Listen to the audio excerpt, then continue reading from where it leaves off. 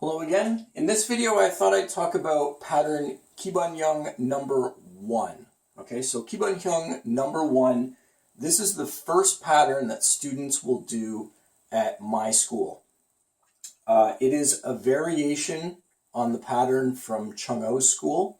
It's not the same, but it is, students of Chung Oh's school will recognize the first part of the pattern that is here. But it has been customized for my own school. So I wasn't just going to take the pattern directly from Chung Oh's and use it exactly as he had it. I was going to, make it my own so that it's not just copying somebody else's pattern. It is my own pattern. In the legacy guide, they talk about 4-direction punch and 4-direction block, which are basically white belt level preparatory patterns before you get into the actual named patterns in the pattern set. Their patterns are very, very basic, and to me, they don't necessarily prepare students as well as they could. And again, they don't develop both left side and right side. Chung Oh's school does a better job of that.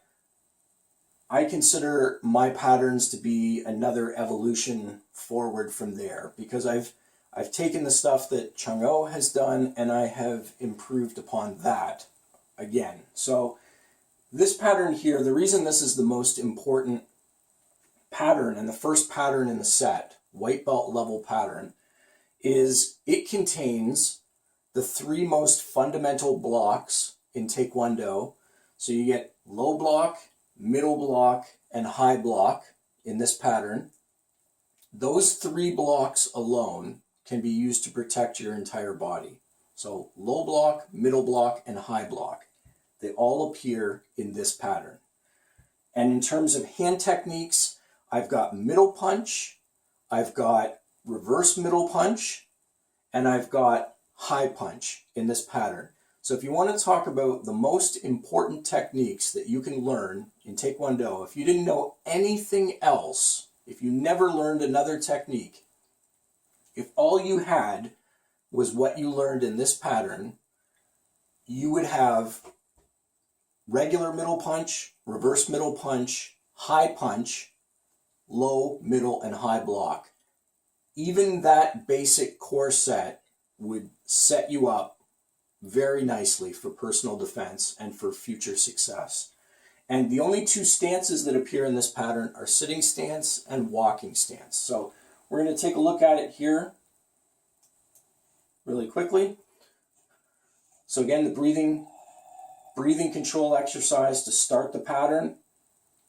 And then you can see here, sitting stance, middle punch, walking stance, middle punch, key up, and then block and counterattack, block, counterattack, block, counterattack, block, counter. Finishing strong with a key up. So if you look at this pattern once again, so I'll take it back to the beginning here.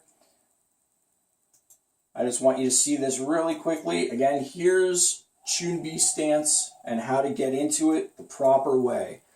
You're not standing there with your hands apart. It's always hands touching, and it's a breathing control exercise. So breathe in through your nose, bring your hands up, and then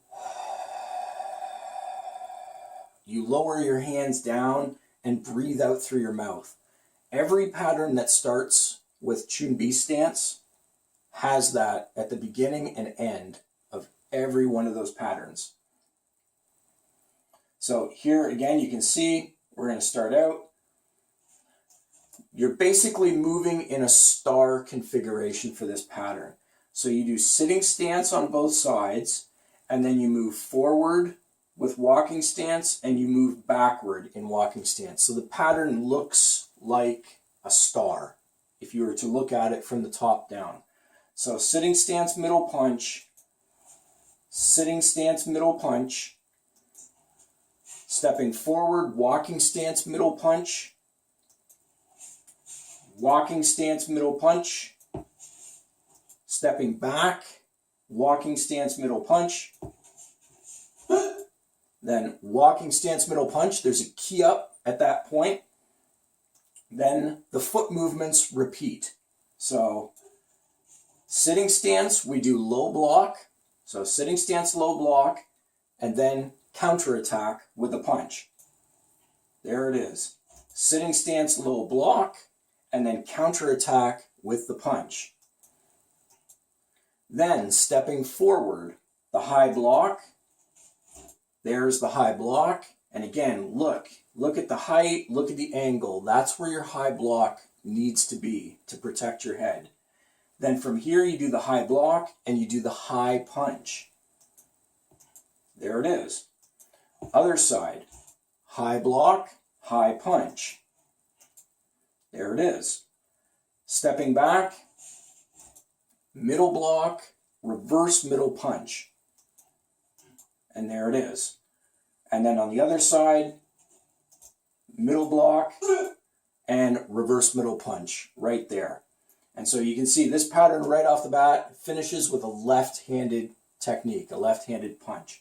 Not many patterns in Taekwondo do that, but again, I wanted to send the message that this is something different, what you're learning here. You are going to be developing both sides of the body when you train at my school and you learn these patterns. These are going to prepare you better than the four-direction punch or four-direction block patterns ever could that you find in the Legacy Guide. So stick with me, work your way through these patterns and learn these patterns, and I guarantee you're going to be well prepared when we get into the yellow belt patterns. So till next time, thanks for watching. Bye. Oh, and I'll finish the pattern actually. Let's finish off the pattern and then there we go. There's the finish of the pattern. So till next time.